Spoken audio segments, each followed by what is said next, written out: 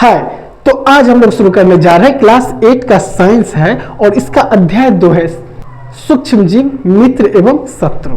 ठीक है, और इसका हम लोगों ने 15 प्रश्नों के उत्तर कर चुके हैं अभी तक, लेकिन आज हम लोग प्रश्न 16 से शुरू करेंगे। लेकिन जिसने भी वो वीडियो नहीं देखा है जाके देखना। देखो, ये जो वीडियो मैं बना रहा हूँ इसका एक ही मकसद है, और वो है कि तुम लोग अगर चाहते हो कि हमको कम से कम शब्दों में एकदम से अच्छा से सटीक क्वेश्चन आंसर मिल जाए, तो याद करने में आसानी रहेगा, कोई झमेला नहीं रहेगा, तो तुम लोग जरूर ये वीडियो देखो और प्लेलिस्ट में जाना, और भी वीडियोस तुमको मिल जाएंगे वहां पे।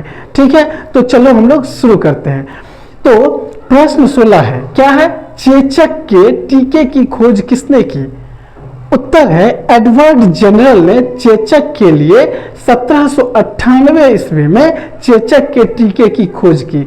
यानी चेचक के टीके की खोज किसने की? चेचक के टीके का मतलब समझते हो ना, वैक्सीन। चेचक का जो चेचक जो बीमारी होती है, और तो इस बीमारी को के इलाज करने के लिए जो वैक्सीन होता है ना, उसी वैक्सीन का बात किया जा रहा है कि उसका खोज किसने किया था? एडवर्ड जेनरल ने इस टीके का खोज किया था, और ईस्वी था 1798 ईस्वी। ठीक है, तो ये याद रहेगी, याद रखना। ठीक है, छोटा सा तो क्वेश्चन है, याद रखोगे अच्छी बात है, कहीं एग्जाम में पूछ दे तो मजा आ जाएगा।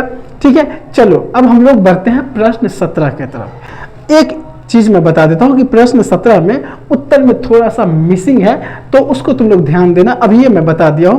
प्रश्न 17 है, संचरणीय रोग किसे कहते हैं? तो उत्तर है सूक्ष्म जीवों द्वारा फैलने वाले रोग जो एक संक्रमित व्यक्ति, यहां पे तुम लोग ध्यान देना, एक संक्रमित व्यक्ति से दूसरे व्यक्ति में वायु, जल, भोजन या कायिक संपर्क द्वारा फैलते हैं, संचरणीय रोग कहलाते हैं, जैसे हैजा, खांसी, चिकन पॉक्स, क्षय आदि।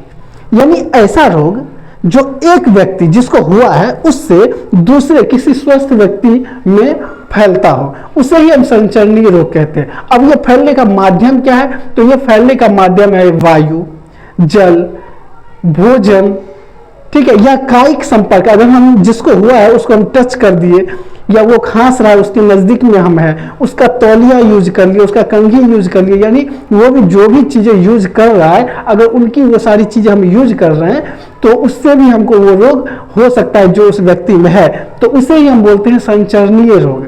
ठीक है, और संचरणीय रोग का उदाहरण है हैजा, खांसी, चिकन पॉक्स, क्षय, ये सब संचरणीय रोग है। अगर किसी व्यक्ति को हुआ है और अगर तुम उसके संपर्क में जाते हो या किसी भी तरीके से उनसे तुम्हारा कनेक्शन हो रहा है, तो समझ लो कि तुमको वो वाला बीमारी हो जाएगा जो उसको हुआ है। ठीक है, तो आ गई बात समझ में? चलो अब हम लोग बढ़ते हैं प्रश्न 18 की तरफ।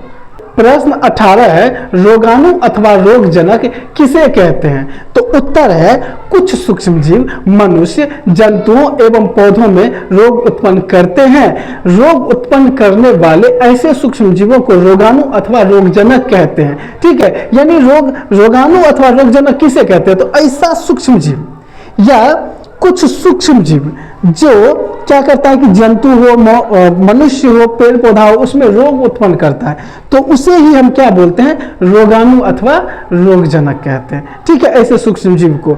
अब है प्रश्न 19 कि सूक्ष्म जीव पर्यावरण के शुद्धिकरण में किस प्रकार हमारे लिए उपयोगी है? उत्तर है पर्यावरण में मौजूद बड़ी मात्रा में सड़े पेड़ पौधे, मरे हुए जीव जो प्रदूषण फैलाते हैं, और कई रोगों के कारण सूक्ष्म जीव मृत जैविक अपशिष्ट का अपघटन करके उन्हें सरल पदार्थ में परिवर्तित कर देते हैं। यह पदार्थ पुनः अन्य पौधों एवं जंतुओं दुर्गंधयुक्त पदार्थ सूक्ष्म जीवों द्वारा उपयोग किए जाते हैं। देखो, सूक्ष्म जीव बोलता है पर्यावरण के शुद्धिकरण में किस प्रकार हमारे लिए उपयोगी है। तो जब कोई सड़ा गला पेड़ पौधा है या फिर जीव जंतु है, तो क्या होगा कि अब वो सूक्ष्म जीव जो है ना, उसको आके एकदम से अपघटन कर देता है, छोटे छोटे टुकड़ों में कर देगा। ठीक है, और फिर वो जो चीजें है पेड़ पौधे के थ्रू या फिर दूसरे अन्य जीवों के थ्रू उसको खत्म कर दिया जाता है। अब है प्रश्न 20, परिरक्षक किसे कहते हैं? तो उत्तर है नमक एवं खाद्य तेल का उपयोग सूक्ष्म जीवों की वृद्धि रोकने के लिए लंबे समय तक सुरक्षित रखने के लिए सामान्य रूप से किया जाता है, अतः इन्हें परिरक्षक कहते हैं।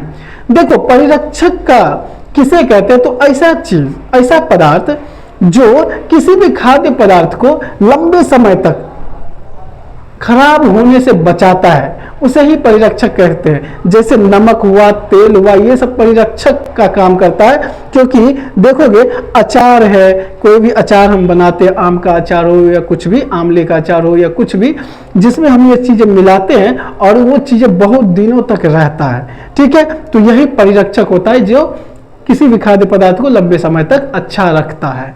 ठीक है, आ गई बात समझ में? तो मिलते हैं अगले वीडियो में, तब तक के लिए टाटा बाय बाय।